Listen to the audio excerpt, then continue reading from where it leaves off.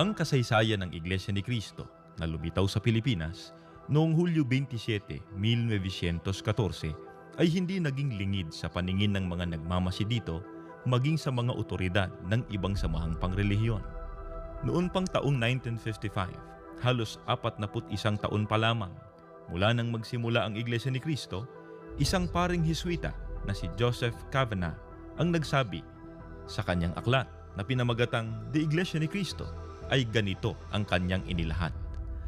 Subalit hindi maikakaila na ang Iglesia ni Cristo ay isang malaki, makapangyarihan at lumalaganap na organisasyon. Maaring ito na ang pinakamahalaga at pinakaagresibong banta na kinakaharap ng Iglesia Katolika sa kapuluang Pilipinas sa kasalukuyang panahon. Sadyang ito ay isang puwersa na dapat isaalang-alang ngayon at sa mga darating na taon ng sinumang may pagpapahalaga sa kapakanang panrelihiyon ng mga Pilipino. Maging ang mga otoridad ng mga samahang protestante ay nagpahayag. Sa aklat na Dynamic Religious Movements ay ganito ang kanila mismong isinulat.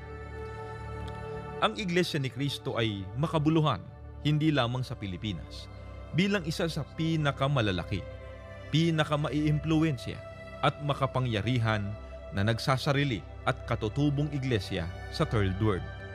Nangangailangan ng ating maingat na pagsusuri ang Iglesia ni Cristo. Ano ang kasaysayan ng Iglesia ni Cristo? Matutuklasan ba natin ang mga dahilan ng pambihirang paglago nito? Bakit ito naging lubhang matagumpay sa pagpapalaganap ng mga aral nito sa mga dako kung saan ang ibang mga iglesia ay hirap na hirap lumago?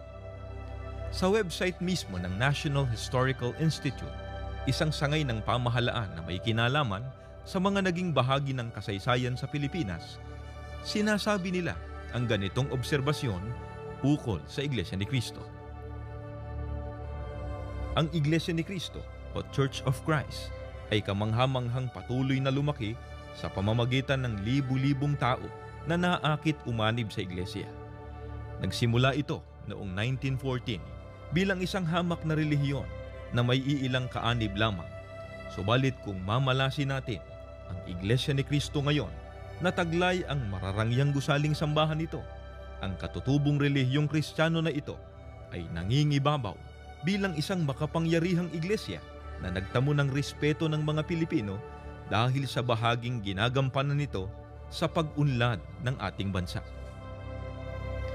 Sa isa pang aklat na pinamagatang Filipino-American Faith in Action na isinulat ni Ginoong Joaquin J. Gonzalez at inilathala ng New York University Press noong 2009 ay ganito ang kanyang pahayag. Mula sa petsa ng kanilang pagkakatatag, mahigit 100 taon pa bago nagawa ng mga iglesia protestante ng mga Amerikano na tawirin ang dagat Pasifiko at itatag ang kanilang sarili sa Pilipinas. Kabaligtaran nito ang paglaganap sa buong bansang Pilipinas ng nagsasariling Iglesia ni Cristo ay mabilis kong ihahambing sa loob lamang ng halos 5 dekada na kapagtatag ito ng mga formal na gawain sa Estados Unidos at sa ibang mga bansa sa buong daigdig. Sa panig ng mga kaanib sa Iglesia ni Cristo, ang lahat ng tagumpay na ito ng Iglesia na sinimulan ng sugo ng Diyos sa mga huling araw, ang kapatid na Felix Y. Manalo, 111 taon na ng nakararaan, ay nagsisilbing matitibay na patotoo na ang gawaing ito ay sa Diyos at sa Panginoong Hesukristo.